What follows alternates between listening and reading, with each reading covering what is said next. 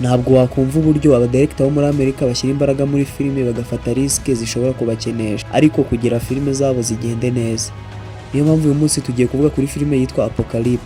Ubundi filime Apocalypo yakinwe muri 2005 kandi ikaba ari filime yaranzwe n'udushya twinshi nk'uko iyi filime director wayo Mel Gibson yayijyaniye amastudio menshi arayanga. Uyu director Mel Gibson ahitamo kuyishoramo amafaranga avanye ku mufuka we.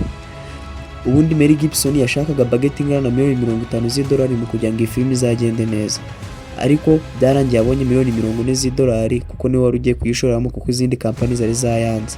Uyu director Mel Gibson azwiho guhatiriza abakinnyi gukina scene za nyazo dore ko badakunda CGI. Ubundi mu bisanzwe scene nyinshi ubona mu filime zo mu ishyamba baba barakoresheje CGI ariko zarakiniwe muri studio, ariko uyu Mel Gibson we bakina Apocalypse bajyanye mu ishyamba rya nyaryo, dore ko mbere yuko umubwira udutangaza tw'iyi filime amafaranga yatwaye mu kuyikina n'akayabo yinjije banza wumve neza ututuntu. Ubundi Apocalypse ni filime yakinwe muri 2005, director wayo ni Mel Gibson.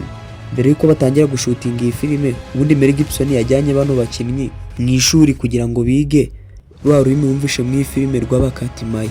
Ubundi mu gihe cyo gushutinga uyu Mel Gibson yajyanye mu ishyamba rya nyaryo rereye muri Mexique. Ubundi iyi filime ivuga ku bwoko bw'abamaya wabwibera mu ishyamba, nyuma ubwo bwoko bukaza guterwa n'ubundi bwoko bw'aba Hurricane Raiders. Ubu bwoko bw'abamaya bujyanwa nk'umunyago, dore ko muri ubwo bwoko bw'abamaya bwatakwa haba harimo umugabo witwa Jago Pao. Uwo Jago Pao aba afite umugore utwite ndetse afite n'umuhungu we mutoya. Mu gihe baba bari gutwika amazu yabo abandi bari guhunga, uyu Jago Pao afata umwana we n'umugore we akabashyira mu rwobo kugira ngo abahishe. Aba Hurricane Raiders nyuma baza kwica bamwe na bamwe muri icyo giturage, ibindi bakabitwika, ubundi abasigaye bakeya bakabatwara bakajyana mu munyago bakabajyana mu murwa mukuru. Mu gihe baba bari mu nzira bagenda banyura ahantu babona abantu bapfuye, ibiti byarandutse n'amashami menshi. Ibi ngibi bihita bigaragaza ko ubwoko bw'abamaya n'ubundi bwazimiye bya nyabyo mu buzima busanzwe. Ubundi iyi nkuru yose yanditswe na Farhad Safiana. Mel Gibson we azayongeramo utuntu two dukeya. Iriya scene yo gutamba igitambo yari iya nyayo, dore ko na scene bakiniye mu shyamba uyu Mel Gibson yazanye abari abahinzi borozi muri iyi filime n'abafigira. Ubundi umuntu uri professional mu iyi filime ni Jago Pao wenyine. Bara bose wabonye bari abahinzi borozi bituriye bibero bisanzwe batamenyera ibintu byo gukina amafilime, ariko uyu Mel Gibson yahisemo kuzana bariya kugira ngo filime ye izagende neza kuko abantu b'abahinzi bamenyereye n'ibintu bisa naho ari uguhiga kujya zira scene, kuko zira scene yabonaga arizo scene bazashobora.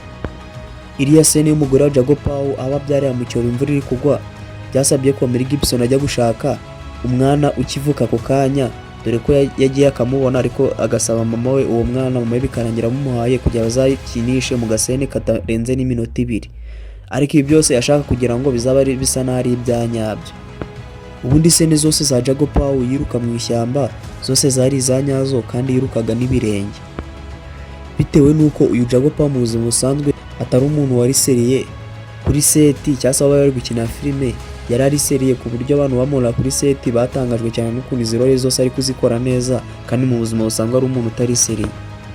Mu gihe cyo gushutinga hari igihe aba bakinnyi utwenda twagwaga bigasaba ngombwa ko bakora amakati menshi, bitewe nuko bambaraga utwenda duhisha imyanya y'ibanga y'imbere. Nkuko twabivuze tugitangira ko iyi filime yabanje kwangwa n'amastudio menshi, uriya mu director wayo Mel Gibson niwe wayishoyemo amafaranga menshi kugira ngo izakinwe, kugeza ubimaze kwinjiza amafaranga ari hagati ya $120,000 n'ibihumbi 700. Nukurama yo bungutse urahita ubona ko basigaranye $180,000 zose. Aya mafaranga yose mubwiye yagiye ku mufuka wa Mel Gibson kuko andi makampani yari yayanze ki filime. Aya makampani yavugaga ko iyi filime ishobora kuba irimo ibintu bya violence n'ibintu by'abantu bambaye ubusa, ibi bituma batayishora mu mafaranga. Ariko Mel Gibson yayishoyemo amafaranga nubwo atari menshi kandi atari yashakaga, byarangiye filime ayishoyemo amafaranga kandi irebwa n'abantu benshi mu gihe gito kandi yunguka n'amafaranga menshi. Nizere ko wadukoreye subscribe, watubwira n'indi filime twazakora muri comment waba udukoreye.